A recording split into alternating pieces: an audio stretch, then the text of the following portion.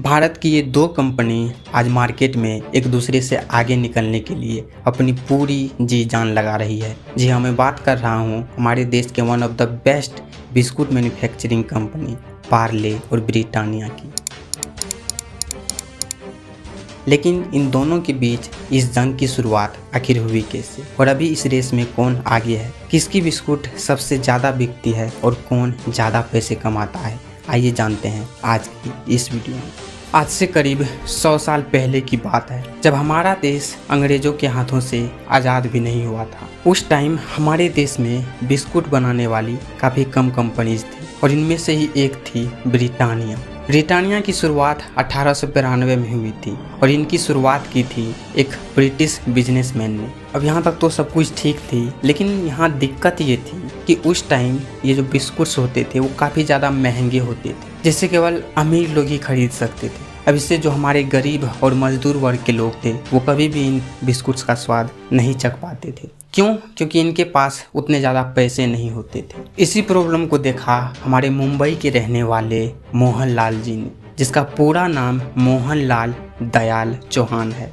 नाम वैसे इसका काफ़ी फनी है। वाह मोदी जी वाह। और इसी प्रॉब्लम को सॉल्व करने के लिए यहाँ इन्होंने सोचा कि क्यों न हम खुद का एक ऐसा बिस्कुट बनाए जिसे हमारे देश का हर एक इंसान खरीद सके। और इसी पे काम करते हुए इन्होंने 1939 में अपना पहला बिस्कुट लॉन्च किया, जिसका नाम था पार्ले ग्लूको, जो आगे चल के पार्ले जी बनी। लेकिन यहाँ पार्ले कंपनी की शुरुआत इससे 10 साल पहले ही 1929 में कर दी गई थी और उस टाइम ये सिर्फ चॉकलेट्स बनाती थी। लेकिन अब इन्होंने चॉकलेट्स के साथ साथ बिस्कुट इंडस्ट्री में भी अपना कदम रख दिया था। अब यहाँ तक इन्होंने अपनी कंपनी भी खोल ली थी और खुद का बिस्कुट भी बना लिया था, लेकिन यहाँ तक आने के बाद भी इनके बिस्कुट हर एक घरों तक नहीं पहुँच पा रहे थे। अब ऐसा इसलिए क्योंकि किसी चीज़ को बनाने के बाद उसे लोगों तक पहुँचाना भी पड़ता है, उसकी मार्केटिंग करनी पड़ती है, उसका प्रचार करना पड़ता है, लोगों को बताना पड़ता है कि हमने ये चीज़ बनाई। कोई खुद चल के आपके पास तो आएगा नहीं। ऐसा है नहीं कि आप कुछ बना के घर में रख दो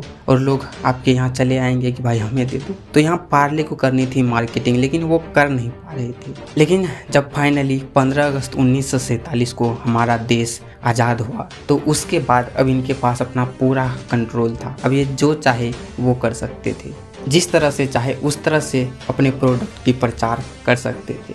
लेकिन एक चीज़ यहाँ ध्यान देने वाली बात है कि वो एक ऐसा टाइम था जब टीवी और इंटरनेट इतने ज़्यादा एस्टेब्लिश हुए नहीं थे, इसलिए पार्ले को अलग अलग जगहों पे जाके ही खुद का प्रचार करना पड़ा। जहाँ ये हर एक गली में, चौराहे पे और सड़कों के किनारे, दुकान के आगे अपने पोस्टर्स लगाते थे। अब क्योंकि हमारा देश अब आज़ाद हो चुका था, इसीलिए इन्होंने अब अपने पोस्टर्स पे स्वदेशी और देश का अपना बिस्कुट जैसे नाम का टाइटल लगाया। इससे लोगों में इनके प्रति अपनापन फील होने लगा और इसकी वजह से भी लोग इनका प्रोडक्ट्स खरीदने लगे। उस टाइम इन्होंने जो बिस्कुट्स बनाई थी उसकी कीमत काफ़ी ज़्यादा कम थी।